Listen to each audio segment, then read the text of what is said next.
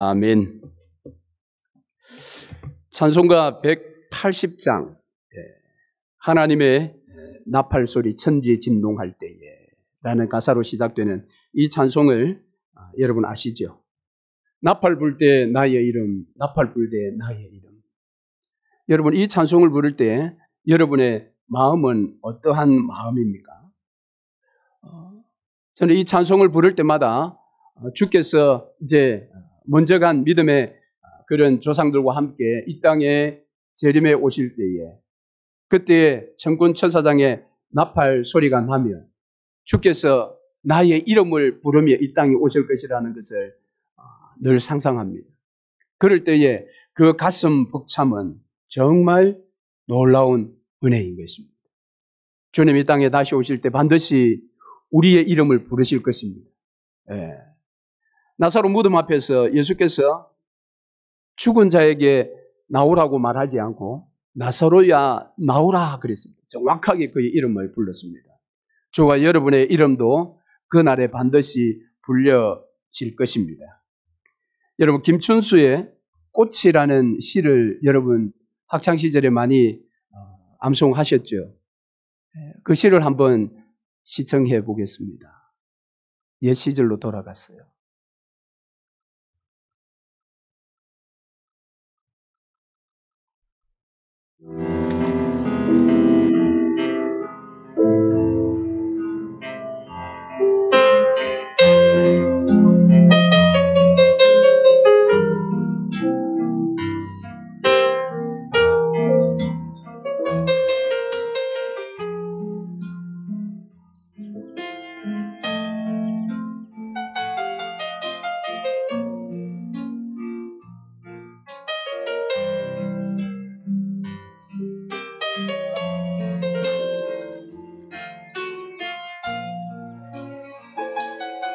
꽃.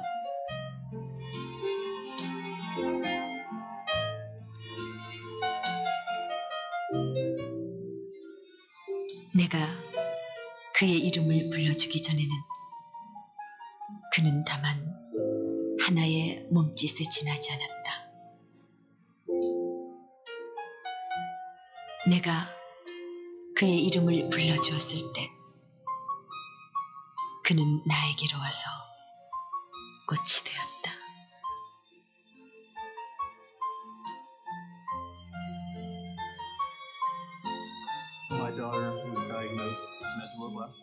내가 그의 이름을 불러준 것처럼 나의 이 빛깔과 향기에 알맞는 누가 나의 이름을 불러다오. 그에게로 가서 나도 그의 꽃이 되고 싶다.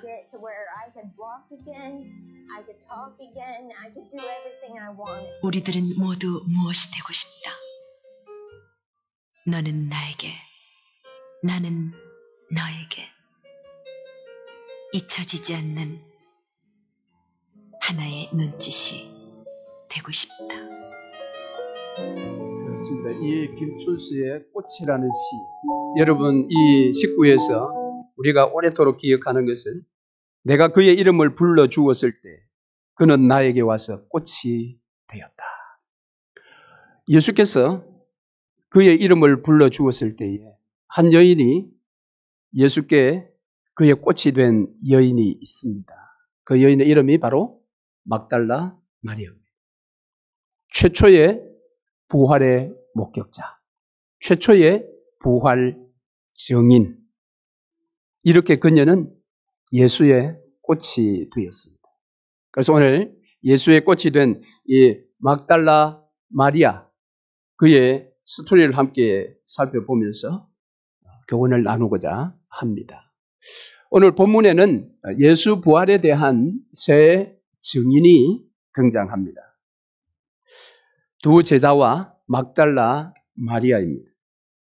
그들은 예수의 부활을 직접 목격하면서 각각 다른 반응을 보였습니다. 그런데 이들이 목격한 부활에 대한 반응이 사복음서에 약간 달리 이렇게 기록되어 있습니다. 예를 들면 시차가 조금 뒤엉켜 있다든지 약간 다르게 기록되어 있습니다. 그것은 각 복음서의 저자들이 자기 편지를 받는 그 수신자들의 대상을 잘 살펴서 예수 부활을 강조하기 위해서 약간의 이와 같은 차이점이 있다라는 것을 우리가 기억해야 합니다. 그래서 오늘 이 전체를 사복음서 전체를 종합해서 이렇게 교훈을 찾는 것이 아니라 바로 예수 그리스도의 부활을 직접 목격한 사도 요한의 기록인 요한복음서의 오늘 본문의 말씀을 딱 중심으로 새 정인은 어떻게 부활 앞에서 반응하였는지를 함께 살펴보려고 합니다. 안식 후 첫날에 마리아가 이제 예수의 시신에 향품을 바르기 위해서 무덤으로 갔지만은 그 무덤에 입구에 돌이 굴려진 것을 보게 됩니다. 깜짝 놀랐겠지요. 그래서 곧장 두 제자에게 달려갑니다. 베드로와 예수께서 사랑하시던 또 다른 제자라고 기록되어 있는 사도 요한에게 달려갑니다. 이 소식을 들었던 두 제자는 무덤으로 급하게 달려갑니다. 두 명이 힘써 달렸는데 요한은 예수께서 사랑하시던 제자가 먼저 무덤에 도착했다라고 이야기를 합니다. 그리고 굽으려 무덤 안을 보았습니다.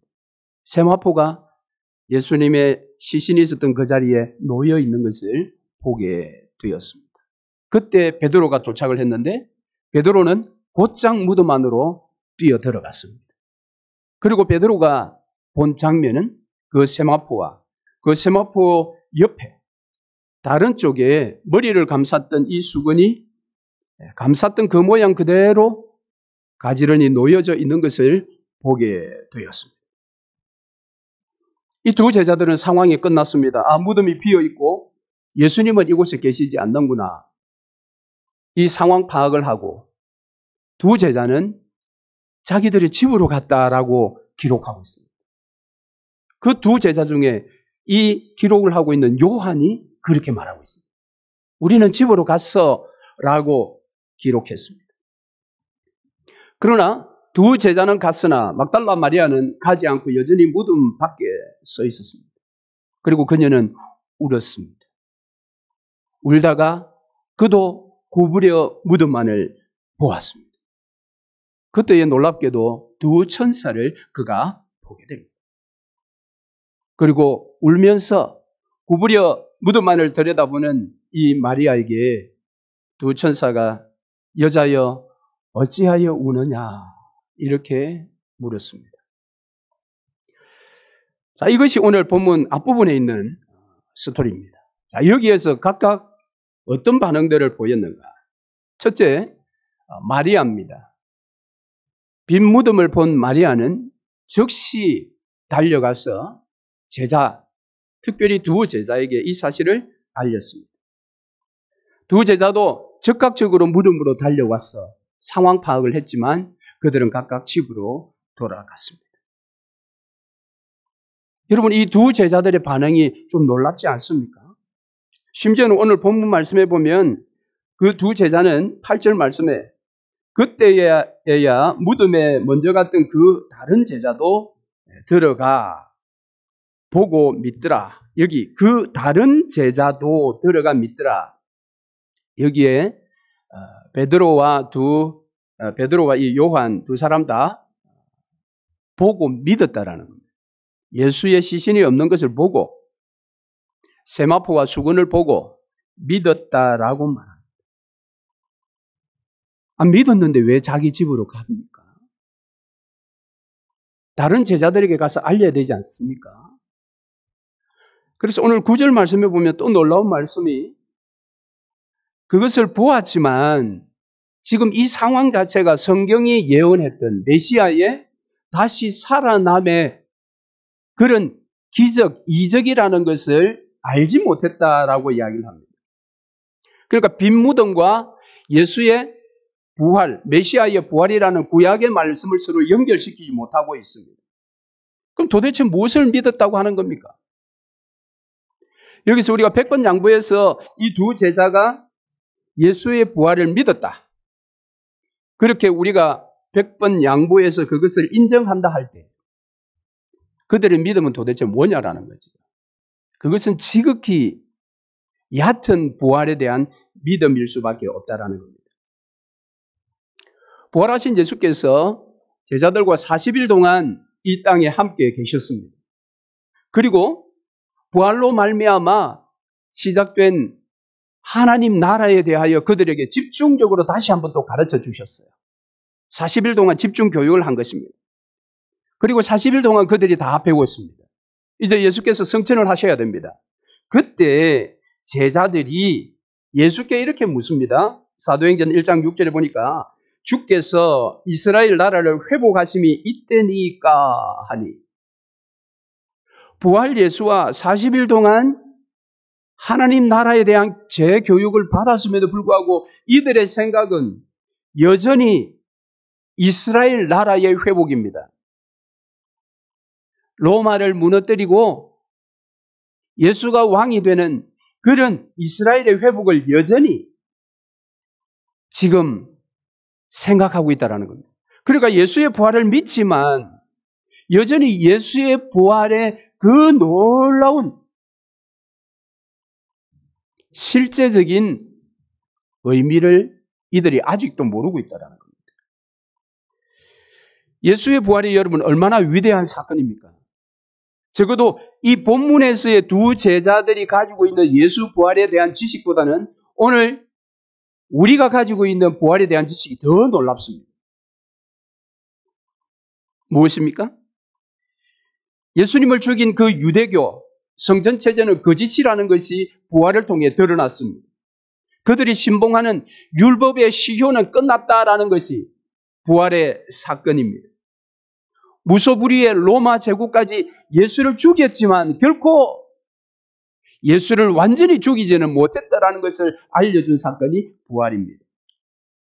로마 황제 가이서가 온 세상의 주가 아니라 십자가에 죽으셨다가 사흘 만에 살아나신 예수가 바로 온 세상의 주라는 사실이 완전히 드러난 사건이 부활입니다.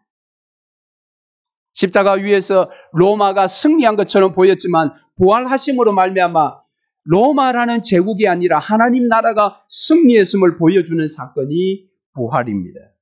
그러니까 부활 소식은 복음 중에 복음입니다. 십자가 없는 부활이 없듯이 부활 없는 십자가 역시 허망한 죽음일 뿐입니다. 그런데 십자가와 부활이 하나가 되었습니다.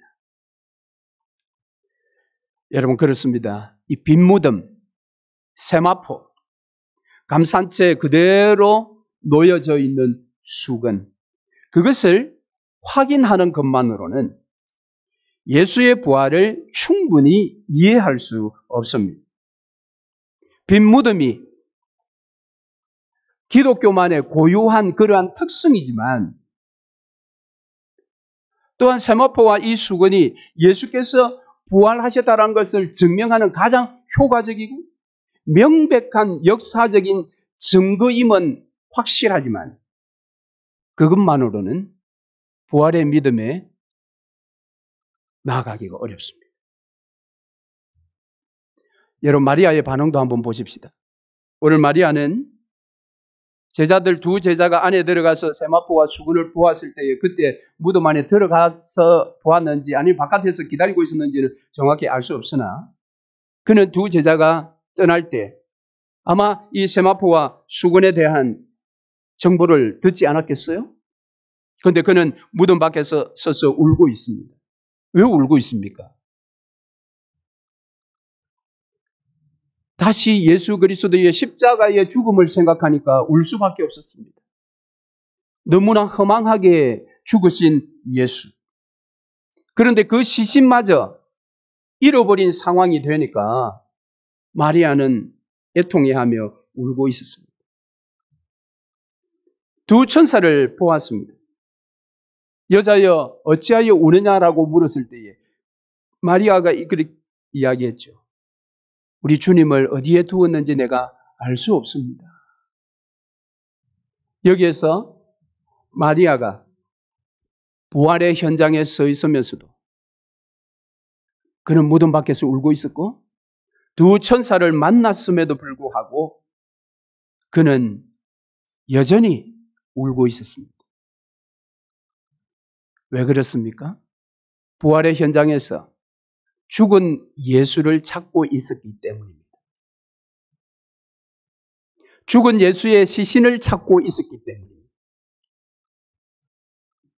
오늘 우리도 마찬가지입니다. 기독교는 부활신앙이라고 합니다.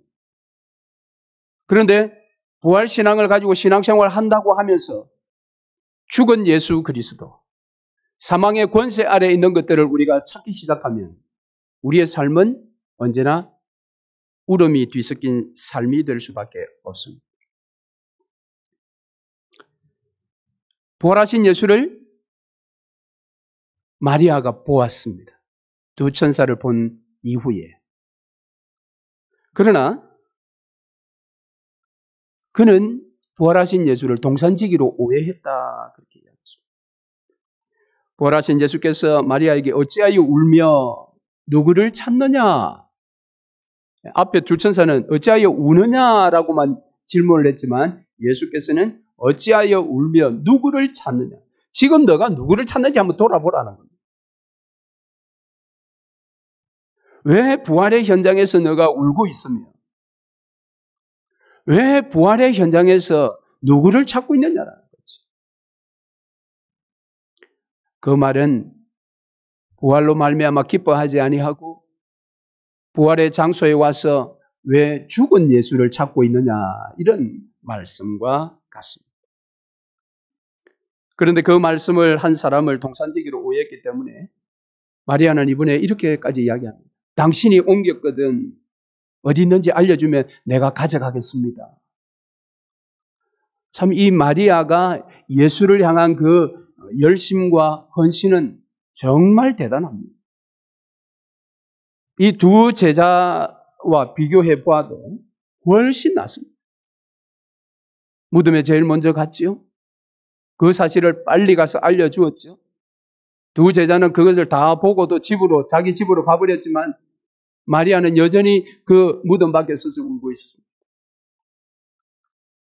마리아의 헌신과 그 열심은 정말로 놀랍습니다.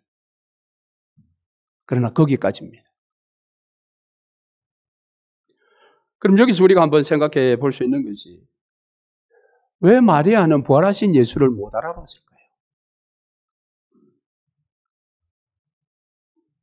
못 알아보고 동산지기로 착각을 했잖아요. 정말 죽은 자가 다시 살아난다는 것은 지금까지 머리로 이해했지만 실제 몸으로 내가 겪었을 때에 그건 받아들일 수 없는 상황입니다. 그러니까 아예 예수라고 생각을 못할 그런 상황이다. 그렇게 우리가 볼 수 있겠습니다만은 오늘 본문 1절에 이런 표현이 있습니다. 일찍이 아직 어두울 때에. 왜 굳이 이 일찍 아직 어두울 때에라고 이렇게 요한이 표현하고 있을까요? 이 표현은 20장 전체의 사람들의 행동을 지배하는 그런 배경입니다. 무엇입니까? 날이 어두워서 희미해서 형체를 잘 못 알아봤다. 이런 일반적인 해석도 되지만 이것은 그들의 영적인 눈이 지금 어두워져 있다라는 거예요. 영적인 눈이 열리지 않았으니 부활하신 예수의 몸을 보고도 예수이신 줄 알지를 못하더라고요. 그러니까 부활하신 예수의 몸을 우리 사람이 노력한다고 해서 볼 수 있는 것이 아님을 알아야 합니다. 부활하신 예수의 몸은 신령한 몸이 되기 때문에 그 몸을 우리가 볼 수 있도록 예수께서 그들의 눈을 열어주어야 됩니다. 여러분, 예수께서 십자가에 죽으신 것에 대해서 시리에 빠져서 엠마오로 내려가는 두 제자가 있었지요. 그때 부활하신 예수가 그 두 제자들을 만났습니다. 길을 가면서 메시아의 죽으심에 대해서 많은 이야기를 했습니다.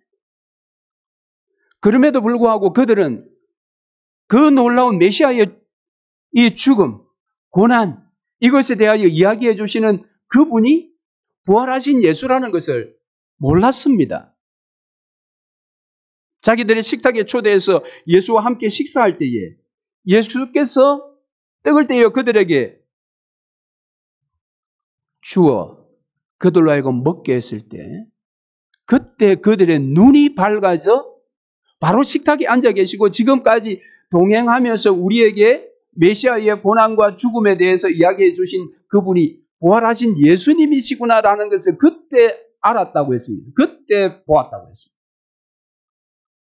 그전에는 그분이 부활하신 예수라는 것을 몰랐습니다. 예수께서 보게 해 주셔야 볼 수 있었습니다. 자, 아무튼 이 두 제자보다 더 나은 헌신과 더 나은 열심을 가지고 있었던 마리아조차도 2% 부족한 것이 있었습니다. 그럼 두 제자는 물론이고 이 마리아까지 완전한, 충분한 그런 믿음을 갖기 위해서는 무엇이 더 필요할까요? 여기에서 그들이 충분하다고 할 때는 사도행전에 나오는 이러한 모습입니다. 사도행전 4장 18절 이하에 그들을 불러 경고하여 도무지 예수의 이름으로 말하지도 말고 가르치지도 말라 하니 베드로와 요한이 대답하여 이르되 하나님 앞에서 너희의 말을 듣는 것이 하나님의 말씀을 듣는 것보다 옳은가 판단하라. 우리는 보고 들은 것을 말하지 아니할 수 없다 하니 바로 이것입니다. 이 마리아와 두 제자에게 지금 부족하고 그것이 채워져서 충분하다고 할 때에 그들의 모습은 어떤 모습인가? 보고 들은 것을 목숨을 걸고 증거하는 것입니다. 그러니까 마리아에게 부족했던 것, 그것이 무엇입니까? 예수가 바로 누구인가라는 사실입니다. 지금 마리아와 두 제자는 지금도 여전히 예수가 하나님의 아들이라는 사실을 아직 제대로 알지 못하고 있습니다. 부활은 하나님의 아들이라는 가장 완벽하고 가장 유일한 증거입니다. 여러분, 예수가 하나님의 아들이심을 믿으십니까? 예수가 하나님께서 보내신 그의 아들임을 여러분 믿으십니까? 무엇을 통해 믿습니까? 그 증거가 무엇입니까? 그 증거가 부활이라는 겁니다. 예수 외에는 아무도 죽었다고 부활한 자가 없어요. 그 말은 예수가 참 하나님의 아들이시다라는 가장 완벽한 증거입니다. 그래서 예수께서 마리아에게 자신을 이제 보여주십니다. 예수께서 마리아의 이름을 부릅니다. 마리아야. 요한복음 10장 3절 이하에 문지기는 그를 위하여 문을 열고 양은 그의 음성을 듣나니 그가 자기 양의 이름을 각각 불러 인도하여 내느니라. 자기 양을 다 내어 놓은 후에 앞서가면 양들이 그의 음성을 아는 거로 따라오되 마리아야 했더니 그때 마리아가 어떤 반응을 보였습니까? 라보니 그랬습니다. 라보니 이 말은 성경에 기록되어 있는 것처럼 선생님이라고. 7 귀신이 들려서 비참한 상황에 있었던 자기를 은혜로 치유해 주시고 자기를 사랑해 주셨던 그 예수, 그 예수를 마리아는 선생님이라고 그렇게 늘 부르며 예수를 따라다녔습니다. 그런데 오늘 그 예수님께서 자신의 이름을 불러주니 즉각 그가 부활하신 예수라는 것을 그가 알았습니다. 울음에서 기쁨으로, 환희로 마리아의 마음이 완전히 변화되었습니다. 생전에 들었던 예수의 음성이기에 너무도 정확하게 예수임을 알아볼 수가 있었습니다. 영국 성공의 신부 한 분이 하나님께 그렇게 기도했다고 합니다. 하나님 목소리를 한 번만이라도 좀 들려주세요. 그러면 내가 하나님 살아계심을 내가 온전히 믿겠습니다. 그 기도에 하나님 즉각 응답을 해주셨습니다. 그래, 내가 바로 내가 믿는 예수다.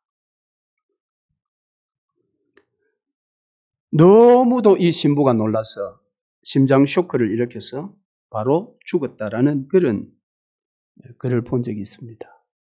실제 일어난 일인지는 모르겠으나 하나님의 음성을 듣는 것은 훈련되어져야 합니다. 여러분, 아브라함에게 나타나신 하나님께서 독자 이삭을 제물로 바치라고 했습니다. 그가 알고 있는 하나님은 사람을 제물로 삼는 분이 아닙니다. 그런데 하나님께서 아들 독자 그 이삭을 희생 제물로 바치라고 했을 때 아브라함은 묻지 않았습니다. 곧장 모리아 산으로 이삭을 데려가서 장작 위에 아들을 앉혔습니다. 여러분, 아브라함이 어떻게 그렇게 행할 수 있었습니까? 정신 나갔습니까? 아닙니다. 우리 같으면 사단아 물러가라 그랬을 거예요. 너는 하나님이 아니야. 하나님의 목소리 흉내를 내는 사단일 뿐이야 라고 했을 것입니다. 그런데 아브라함은 그렇지 않았습니다. 왜요? 그는 갈대아 우르를 떠났을 때부터 끊임없이 하나님과 교제를 했기 때문에 하나님의 음성이 어떠한 것인지를 너무도 잘 알고 있었습니다. 그의 음성의 톤과 그의 음성의 색깔까지도 아브라함은 경험적으로 다 알고 있었기 때문에 이 말도 안 되는 명령을 하신 그분은 분명히 하나님이시다. 의심의 여지가 없었습니다. 여러분, 신앙은 이 정도 돼야 되지 않겠습니까? 저와 여러분의 신앙이 이 정도 되어야 하지 않겠습니까? 오늘날 우리는 하나님의 음성을 어떻게 들을 수 있습니까? 우리가 지금 하는 이 목소리로 하나님께서 우리에게 말씀하시는 그런 음성은 매우 조심해야 합니다. 왜냐? 지금은 하나님께서 그런 육성의 소리로 우리에게 말씀하시는 시대가 아니라 성령을 통하여 성령의 감동으로 내가 하나님의 말씀을 읽거나 내가 하나님의 말씀을 묵상할 때 내가 하나님의 말씀을 들을 때 그때 내 속에 저 말씀이 바로 지금 나에게 하신다라는 그 확신이 들 때 그것이 바로 하나님의 음성인 것입니다. 요한복음 14장 26절 보혜사 곧 아버지께서 내 이름으로 보내실 성령 그가 너희에게 모든 것을 가르치고 내가 너희에게 말한 모든 것을 생각나게 하리라. 바로 이 생각이 오늘 이 시대에 하나님의 음성입니다. 그래서 예수님을 알면 예수님을 믿으면 예수님을 만나면 비로소 우리가 충분한 믿음이 되는 것입니다. 이것을 달리 말하면 부활하신 예수를 마리아는 지금 인격적으로 만났다라고 말할 수 있습니다. 이 자리까지 여러분 나아가시기를 주의 이름으로 축복합니다. 그런데 여러분, 예수님의 다음 말씀이 좀 당혹스럽습니다. 나를 붙잡지 마라. 아마 이 장면은 이 마리아가 예수께서 자신의 이름을 부르니까 예수님이 확실하니까 십자가 지시기 전에 예수께 행동을 했던 것처럼 예수님이라고 그의 발을 잡은 것이 아닌가 학자들이 그렇게 봅니다. 그때 예수께서 나를 붙잡지 마라. 이게 무슨 말입니까? 이거 단순한 접촉 금지 명령일까요? 그렇지는 않습니다. 왜냐하면 오늘 본문 뒤에 보면은 도마에게 예수께서 옆구리에 손가락을 넣어보라고 하셨어요. 그러니까 예수께서 부활하신 몸에 접촉하지 마. 그런 명령은 아닙니다. 왜 이런 말씀을 하셨는가? 그 뜻이 있고 이유가 있습니다. 17절 한번 보시죠. 내가 아직 아버지께로 올라가지 아니하였노라. 그렇습니다. 여기에 지금 예수께서 나를 만지지 말라 이 말은 부활의 의미를 다시 한번 마리아에게 정확하게 알려주시기 위함입니다. 여러분, 부활은 소생과 다릅니다. 예수님께서 다시 사셨기 때문에 나사로처럼, 죽었다가 다시 살아난 나사로처럼 다시 제자들과 함께 예전의 삶으로 돌아가는 것, 그것은 예수의 부활이 아니라는 것입니다. 막달라 마리아는 지금 그러한 마음으로 예수의 발을 잡은 것입니다. 십자가 전에 예수와 함께 생활했던 그 꿈 같은 시절, 옛 시절로 다시 돌아가고 싶은 마음에 예수를 덥석 잡은 것입니다. 하지만 예수님께서는 자신의 부활이 소생과 다르다라는 겁니다. 나사로의 다시 살아남은 하나의 모형이고 상징일 뿐이지 그것이 진정한 예수의 부활의 실제는 아니라는 것입니다. 그럼 예수 부활의 실제가 무엇입니까? 예수의 부활은 십자가에서 죽기 전의 세월로 돌아가려고 하는 것이 아니라 아버지께로 올라가시기 위한 부활인 것입니다. 이걸 여러분 우리가 잘 이해해야 합니다. 마가복음 9장에 보면 변화산상에 예수께서 베드로와 요한을 데리고 올라가서 기도하지 않습니까? 그때 놀랍게도 그 변화산상에 모세와 엘리야가 등장합니다. 이 베드로가 얼마나 감동적이었겠어요. 그래서 그가 예수께 주를 위해서, 모세를 위해서, 엘리야를 위해서 초막셋을 짓고 여기에 살고 싶습니다라고 그렇게 요청합니다. 그럴 때 성부 하나님께서 무엇이란 말씀하셨습니까? 요한복음, 마가복음 9장 8절에 보면 아니다라는 겁니다. 여기 초막셋을 짓고 살 것이 아니라 너희는 그의 말을 들어라 그랬습니다. 이것과 같습니다.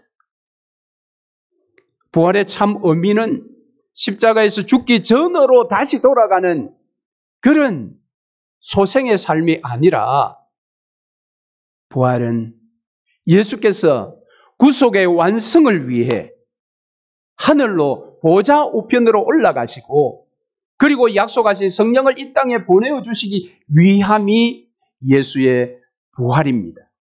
그래서 이것을 지금 마리아에게 알려주고 있습니다. 가르쳐주고 있습니다. 그리고 사명을 주십니다. 마리아에게. 가서 하나님께로 올라간다 하라. 여러분 이것도 조금 이상하지 않습니까? 예수께서 지금 가서 알려줘야 될 소식은 뭡니까? 뭘까요? 두 제자는 지금 빈 무덤만 보고 갔어요. 그런데 지금 마리아는 어떻게 되었습니까? 부활하신 예수의 몸을 직접 만난 것입니다. 그러면 당연히 논리적이라면, 상식적이라면 마리아야 가서 내가 살아난 예수라는 걸 너가 만났다라는 사실을 알려라. 뭐 이렇게 돼야 되지 않겠어요? 그런데 여기에서 내가 하나님께로 올라간다 하라. 여러분 그래서 부활이 소생과 다른 것입니다.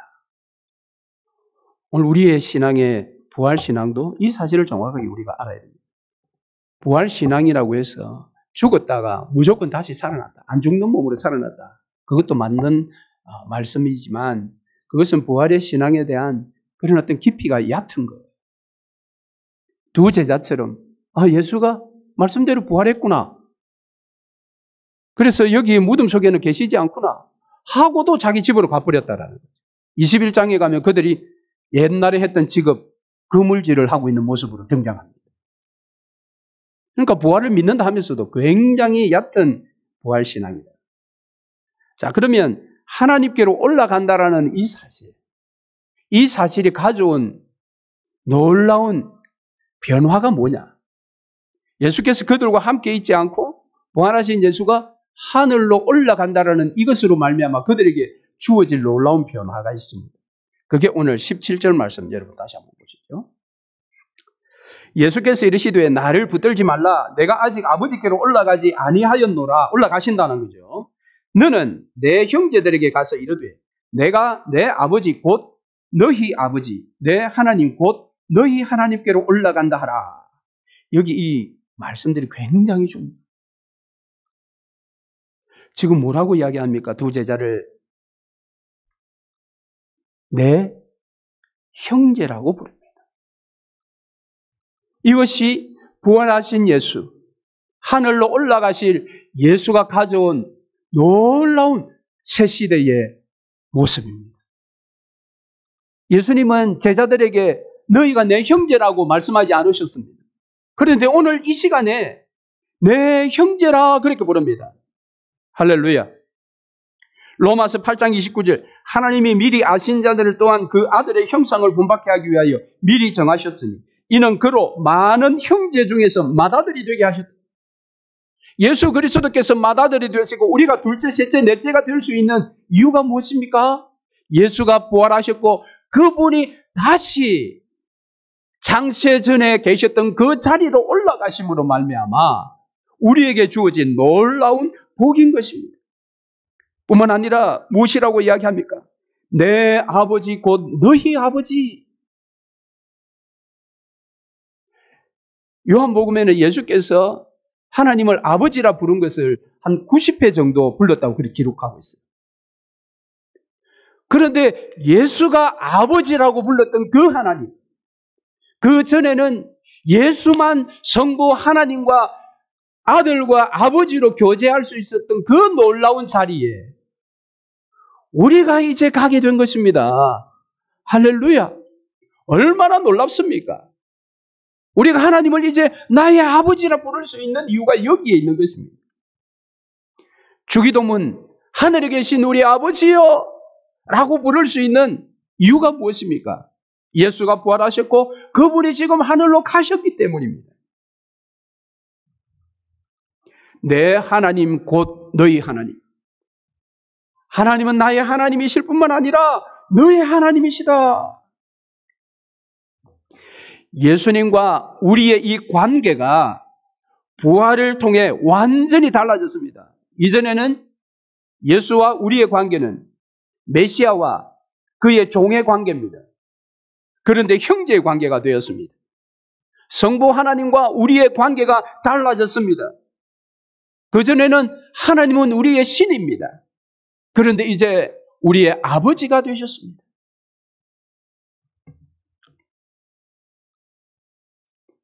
부활이 이토록 놀랍습니다. 그러니까 두 제자는 이것을 아예 몰랐다라는 거예요. 아, 예수가 죽은 자 가운데 살아났고. 여러분, 바리새인들도 부활을 믿고 있다는 사실 아시죠? 사두개인들은 부활을 믿지 않습니다. 왜? 모세 오경만 믿기 때문에. 모세 오경에는 부활에 대한 이야기가 하나도 없어요. 그러나 구약 39권 안에는 다른 부활에 대한 이야기들이 있습니다. 엘리야 시대에 일어난 일들도 우리가 알고 있지 않습니까? 그러니까 바리새인들은 부활을 믿고 있어요. 그런데 그들이 믿는 부활은 방금 지금 두 제자가 믿고 있는 그 부활 신앙에 못 미치는 그런 부활 신앙의 깊이입니다. 그런데 두 제자는 그나마 나은, 왜? 빈무덤을 보았으니까, 세마포와 수건을 보았으니까 그나마 나은 부활 신앙을 가지고 있었지만 그 신앙은 그들의 삶에 전혀 영향을 끼치지 못했어요. 자기의 삶으로 다시 돌아갔다니까요. 그런데 정말 놀라운 부활의 변화는 예수님과 우리의 관계를 변화시켜 놓았고 하나님과 우리의 관계를 완전히 변화시켜 놓았습니다. 이 부활을 우리가 믿는다면 우리 어떻게 살아야 됩니까? 우리 어떻게 살아야 합니까? 이것을 들은 마리아가 어떻게 했습니까? 그는 가서 가르쳐주지 않은 이야기를 먼저 합니다. 내가 주를 보았다. 예수님께서 그 이야기 할 줄 알아서 아마 그 이야기는 이야기 안 했을 수도 있지. 사람은 본능적으로 이 놀라운 것을 봤으면 봤다라고 말할 수밖에 없죠. 그리고 예수가 이야기한 새로운 관계에 대해서 그대로 다 전달을 했습니다. 부활하신 예수를 만난 자, 그의 삶은 이런 삶이어야 합니다. 이 막달라 마리아가 제자들에게 달려갈 때에 그 장면은 마치 요한복음 4장의 사마리아 우물가에서 예수를 만났던 그 사마리아 여인이 자신의 동네에 뛰어들어가 와보라라고 외쳤던 그 장면을 떠올리게 하지 않습니까? 여러분 부활을 믿으십니까? 오늘 요한이 우리에게 소개하는 그저 단순히 바리새인들이 믿는 죽은 자가 다시 살아났어라는 그런 부활이 아니라 사흘 만에 약속대로 다시 살아나셔서 다시 아버지께로 원래의 당신의 위치로 올라가시는 부활. 그로 말미암아 우리와 예수의 관계, 하나님과 우리의 관계, 새로운 시대, 새로운 관계를 만들어주신 이 예수 부활을 우리가 믿는다면 우리는 적어도 두 제자들처럼 우리의 삶에 급하게 달려갈 이유가 없는 것입니다. 부활의 증인이 되어야 합니다. 말씀을 맺겠습니다. 부활은 복음 중에 복음입니다. 왜? 새 시대를 가져왔기에 새로운 관계를 시작해 주셨기 때문입니다. 여러분, 하와로부터 한 여인 하와로부터 이 땅에 사망의 소식이 들어왔습니다. 그런데 한 여인 막달라 마리아로부터 이 땅에 참 생명의 소식이 우리에게 들려졌습니다. 어떻게 해요?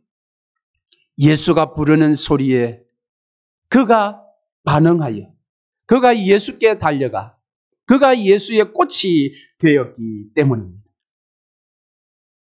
주님은 오늘 우리의 이름도 부르십니다.